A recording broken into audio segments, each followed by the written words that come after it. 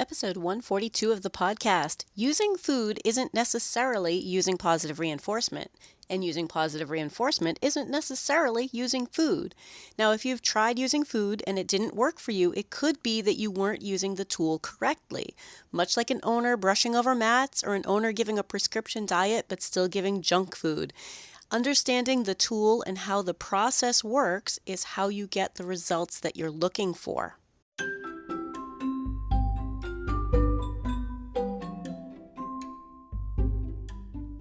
You're listening to the Creating Great Grooming Dogs podcast. I'm Chrissy Newmeyer-Smith. I'm a certified professional groomer, a certified behavior consultant for canines, a certified professional dog trainer, and the owner of Happy Critters in Nashua, New Hampshire. And this, my friends and colleagues, is the podcast where grooming and training meet. When we talk about training, food can be a tool. It's not just about eating. It's not just about having something tasty. It's about having something available that a dog likes, something that a dog may want more of, something that a dog may notice going away, something that can lighten the mood when a dog is unsure. Now, being a tool, some dogs aren't very interested in food. Some dogs aren't interested in food when they're unsure or stressed, and some dogs are over-aroused by food and can't focus. By now, you might be thinking that food isn't an easy solution, and you're right, it's not. Food is a tool. It can be used as part of a solution for some dogs some of the time. Now, I'm going to start off with one of the most common mistakes that I see, and lead people to become frustrated. There are some really common mistakes, and I have done them all. So this one, it goes something like this. We tell an owner to bring in some special treats that will be only used in grooming. So let's say it's peanut butter or bacon, something super special that's only going to be used during grooming. Then we bring the dog to the grooming table and we just start doing the stuff and things that this dog stresses out about while trying to put special food in the dog's mouth. Does this sound familiar? Because I've been there. I've done this. I still see this being done. And the first few times that I ever tried using food to work on a grooming issue, I became frustrated. The dog was doing the same thing they always do. I was doing the same thing that I always do. And the food was either being ignored or snarfed up so quickly with no effect on the behavior at all. Not better, not worse, no effect. Just a frustrating situation for the dog and for me. And the only thing that did change was that using food made a mess and it added an extra step. So I was left feeling like this was a waste of time. Training with treats during grooming can't work. This is just a waste of time. Yep, that was me. And I think that we've been there. I think everyone has tried using it that way. And what was going on is that I wasn't understanding the many ways that the tool can be used, that food is a tool. What I was doing was just trying to add food randomly, and that's not really going to be helpful. So when we start thinking about tools, then we start thinking about training and goals. So what is the goal? Before we grab a tool, what is our goal? And my goal, and usually, if you guys listen to the podcast, you guys know this, my goal is to help a dog be calm, comfortable, and cooperative. Now, to look at that goal, I also need to think about where stage that dog is at. Is that dog already showing signs that they can be comfortable? Are they already calm? Are they not calm? And not calm is the entire problem. What is going on with that dog? And what is my goal, not just for that dog long term, but for this particular session? And then I can look at my tools available to me, and processes available to me to build something that we can then use and reevaluate. Because you have to reevaluate if a dog's behavior is changing in the direction that you want it to change. But when we just put down food, what I see a lot of is dogs that are getting really stressed out and we're just trying to add food and then we give up. All right? How many times have you heard a groomer say, I've tried food and that just doesn't work? You've heard groomers say things like, we've tried dogs on medication and it just doesn't work. For the same reason, the medication is a tool to be used as part of a process where we're helping the dogs be more comfortable with it. There's no magic pill. Wouldn't that be awesome? This is the he's good for grooming pill. Or this is the he's good for grooming treat. We need to think about the process. The process is what's important because these are tools. They're tools. Now, to draw a parallel with that, if you want to think about tools, you can also think about the brush. So how many times do owners come in and say that they're brushing their dog, but they're brushing over the top of mats? That's an owner who maybe has the correct brush, but doesn't understand the process. And that's what we're doing when we're like, I don't know, I threw treats and we had treats available and I don't know, it just didn't work. Treats don't work. It would be like the owner saying brushing doesn't work. I don't understand. And then it could be that they have the wrong brush. Maybe a treat isn't the right tool for this dog. Dogs that aren't into treats aren't going to be the right tool. When we're trying to use treats, what we're trying to do is use them as something that motivates a dog or can be used as a source of like, oh, there's something there that I want. Maybe it's a lure. Maybe it's a bribe. Maybe it's a negative punishment. Like, as soon as you are misbehaving, all the treats just went away. Like, oh man, disappointment. That's negative punishment. Something removed that reduces behavior. So we can look at these tools and we can start thinking about what we need to do to change behavior. Another example, if you think about an owner who has the wrong brush, maybe they are line brushing, but they're trying to line brush a doodle with a bristle brush, with a boar bristle brush. That's not the right brush for that type of coat, even if their process was correct. So when we start thinking about things that are more obvious to our groomer eye, and then putting it into training, like, oh, right, if they're not interested in the treat, then I can't use that as a reward. But that's okay, because there are lots of ways to use positive reinforcement, because positive reinforcement is something added that builds the behavior. So the behavior's there, you want to reward it, you want it to continue or increase, and you add something. And that could be something as simple as like, yeah, buddy. How many dogs are like, oh, well, that's not so bad. You know, some dogs really like that. Other dogs do not. So look at the tool and how we can use food as a tool, how we can use goal setting in training, because otherwise we're just brushing over mats.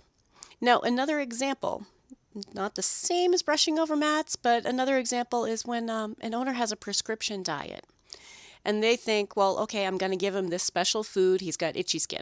Let's use itchy skin as an example. You know, vet says, maybe it's allergies. We're putting him on a special diet.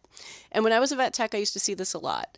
We'd talk him through the whole special diet thing, and then they would come into board, and we'd realize, well, he's not getting good responses to this new diet because you guys are still giving him junk food. Like, they come in with their sausages, like, oh, but he's getting the prescription diet. It's a misunderstanding. It's not understanding the whole purpose of the diet, which, by the way, if you guys don't know this one, prescription diets really are just, okay, we're going to make sure that this diet has no chicken in it, for example. If we think that's something that your dog can't handle, when they come in to board, and these owners were totally like, what? But those aren't his food. Those are his treats, because they just didn't understand. And sometimes you just needed to see what they were giving the dog and point out, this bag, look, it says it has chicken in it. This one, look, it says it has chicken in it. And they're like, oh, okay. That they needed more guidance, more than what we had already given them. And that's where I find groomers are at. Groomers need more understanding of, we can't just say, bring in special food and traumatize your dog while we throw bacon on the table. That's not how this works. It may, for some dogs, be enough. So maybe some people cling to it thinking, well, you know, for this particular dog, I mean, that was enough for him to really relax a little bit with us. Because, you know, a treat party is a fun thing. But for the most part, it's not really how we use food as a tool in a training plan. So in the next part, we're going to talk a little bit more about some training, some things that we can use food for, and how we can figure out if the food is helpful or not. If you're enjoying this podcast, please remember to subscribe so that you don't miss any episodes, and tell all of your friends. I made a course for you. Would you like to become a Master Groomer Behavior Specialist? The course is through Whole Pet Grooming Academy. It will be online content and live video chats. Class sizes are going to be very small so that I can work with you individually and that we can learn a lot together. And the first class is starting in October. So contact me, Chrissy, at happycritters.net, or contact the school, wholepetnh.com, to find out more. If we want to use treats as a tool, let's start off with, does this dog like food? Now, I know we're going to hear the answer, of course he likes food, but not necessarily, because I'll tell you what, my last border collie, wasn't very interested in food. Now, she would take treats from somebody, but she'd usually spit it out, and I think she liked seeing if she could get people to give her stuff. So I'm going to add here that the issue of food motivation, which is what it's called, how food motivated is your dog, is hotly debated. And sometimes trainers get into big debates about it. Some say that if they aren't food motivated, it may be that they're being overfed and to try skipping a meal or two. I'm kind of worried about that. I don't want to start skipping meals for dogs, but I'm putting it out there for you to consider for an individual, because sometimes we are working with dogs who are tremendously overweight and overfed, and we should rethink if food is a good tool for them, even if they are motivated by it. If a dog is super overweight, super overfed, think about it. Should we be using that? And actually, I think because we're part of the healthcare process for a lot of these dogs, we should also probably suggest that they talk with their vet about possible diet changes. Sometimes owners are a little reluctant for that, but we can talk to them about, well, maybe a different food would be better, and maybe a different amount would be better. Maybe your dog's issue, because we see this a lot in grooming, is that this dog's joints are sore. So when we talk about our behavior problems, sometimes those big, heavy, overweight dogs, that overweight part is causing their joints to be sore, which is causing some of their behavior problems. So think about, does a dog like food? Okay, that's going to play into if we can use it as a tool. There are tools that we can't use for every dog. So back to my brushing example. I'm not going to use a wide-tooth comb on a short-haired Chihuahua. Nothing wrong with a wide-tooth comb, nothing wrong with a short-haired Chihuahua, but those two are not going to meet. There's no point. That's not the right tool for that dog. So I want you to think about, is this dog motivated by food? And so when we talk about grooming purposes, I just really want to know if they enjoy treats enough to work for them. And the average owner is going to know that. The average owner is going to know if this dog is willing to do happy little tricks and stuff and get silly to get treats. That's all we need to know. So now that we know that, how can we use it? Well, now we need a plan, because we can't just throw food. So imagine, this is another place where people make a mistake. Imagine you're using food, you just have food out, all right? And you're like letting a dog lick off a spoon. This one happens a lot. So you're trying to work on something near their rear end that they usually get growly about, an air snap, and someone's given them a peanut butter spoon to lick off. Now, if this dog is still snapping at you and still growling and still trying to bite you, does it seem like kind of a mixed message to have him licking peanut butter? Let's just use some common sense for a minute.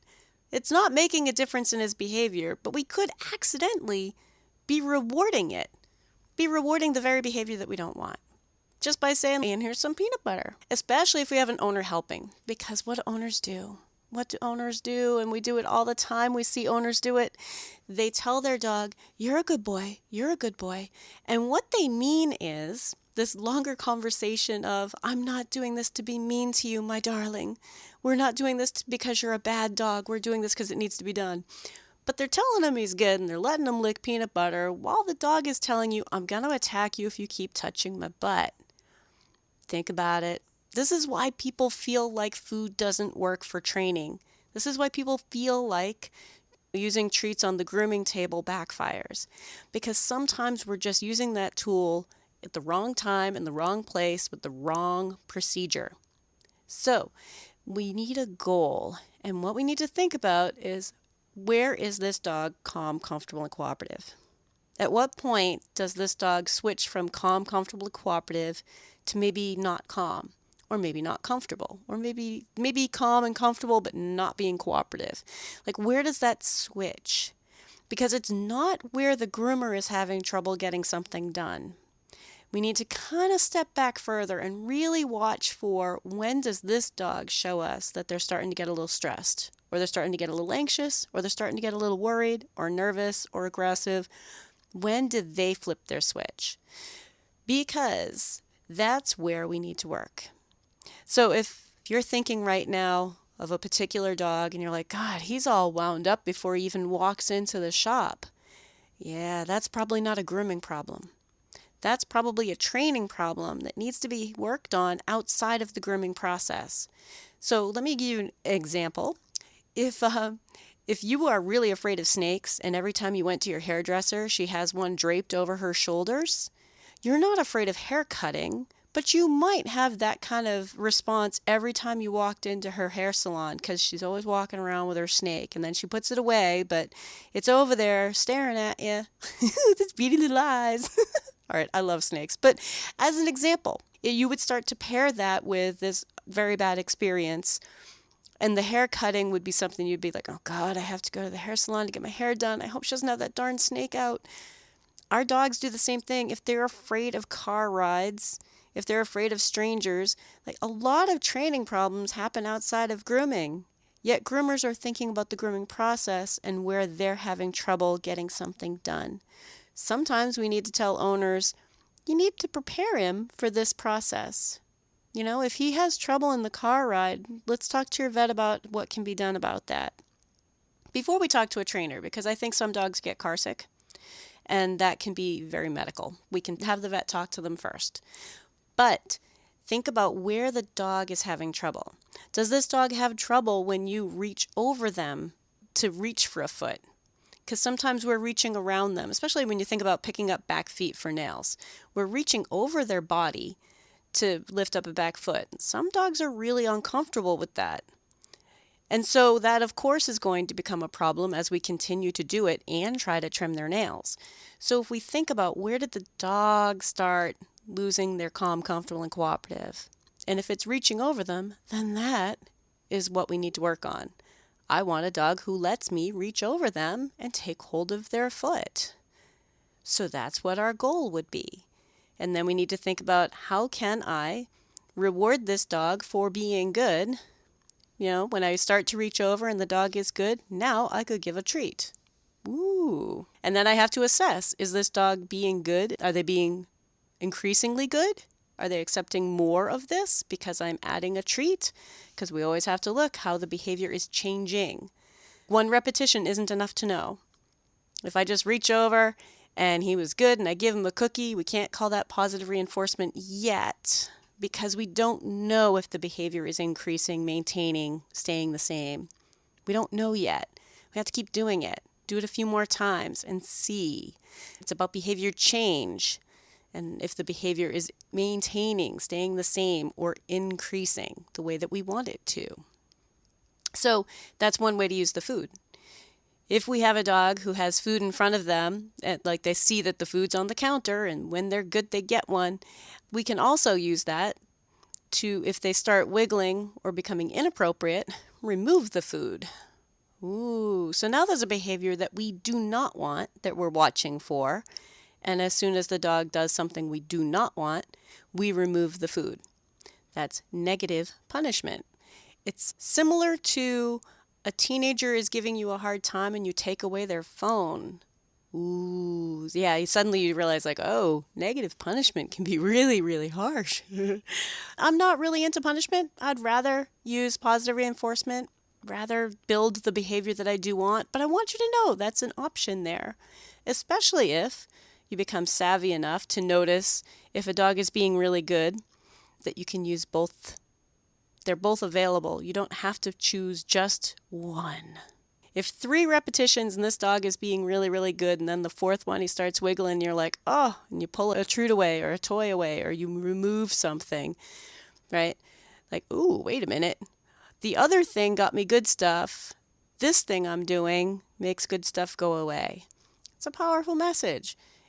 Part of our toolbox. Think about it. That's something else we can do with food. Now, what if we have a dog who's just kind of nervous about people and kind of not into strangers or the loud noises or something? There's another process that we can do, which is something mild happens and treats happen second.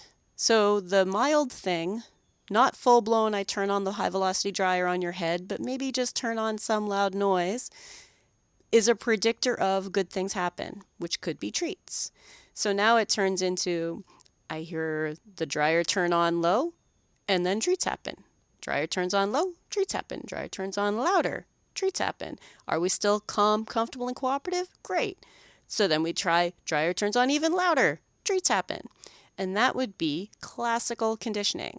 So there are lots of ways that we can use food if we have a plan. That could be positive reinforcement. That could be negative punishment. That could be classical conditioning. 3 options that aren't necessarily the same, and there are more options out there.